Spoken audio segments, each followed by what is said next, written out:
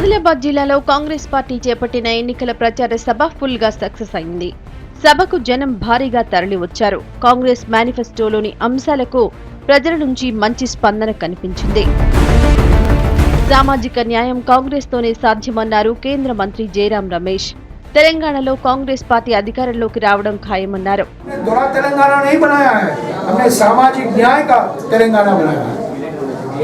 TRS तो सिर्फ तेलंगाना के लिए मायने रखता है।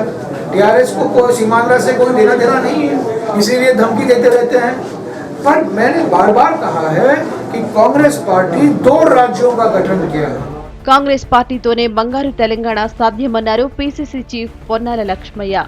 రైతులకు పగలే విద్యుత్ సరఫరా చేస్తామన్నారు. మహిళా సంఘాలకు రుణమాఫీ చేస్తామన్నారు పొన్నాల. రైతులకు ఆ రోజు ఉచిత కరెంట్ ఇచ్చాం. ఈ రోజు కొత్త తెలంగాణ ప్రభుత్వం రాగానే రాత్రిపూట ఇబ్బంది పడుతున్నారు కాబట్టి పగటి పూటనే ఖచ్చితంగా మొత్తం ఉచిత కరెంట్ ఇవ్వడానికి తెలంగాణ రాష్ట్రంలో రైతులు ఆదుకుంటారు. తెలంగాణ కాంగ్రెస్ పార్టీతోనే సాధ్యమైందన్నారు మాజీ డిప్యూటీ సీఎం దామోదర్ రాజనరసింహ. తెలంగాణ ఇచ్చి సోనియా గాంధీ మాట నిలబెట్టుకున్నారని చెప్పారు. తెలంగాణ రాష్ట్రంలో 8 ఏళ్లు పూర్తి చేసిన కాంట్రాక్ట్ కార్మికులను రెగ్యులర్ చేస్తామన్నారు. ప్రపంచంలో ఇంత సుదీర్ఘమైన ప్రజా పోరాటం ఎక్కడ లేదో తెలంగాణ చరిత్ర ఇది. ఈ పోరాటాన్ని ఈ త్యాగాలని గుర్తించింది కాంగ్రెస్ పార్టీ. తెలంగాణ ఇచ్చింది సోనియమ్మ తల్లి. కొడుకుతో రహస్యంగా పోతే అమ్మని కలిస్తేవి, తీర్థయాత్ర పోయినట్టు పోతే సకుటుంబ సమేతంగా.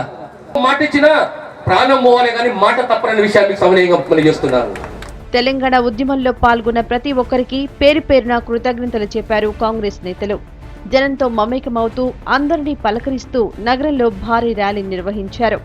మాట ఇచ్చాం, రాష్ట్రం తెచ్చామన్న నినాదంతో ప్రజలకు మరింత దగ్గరవుతున్నారు నేతలు.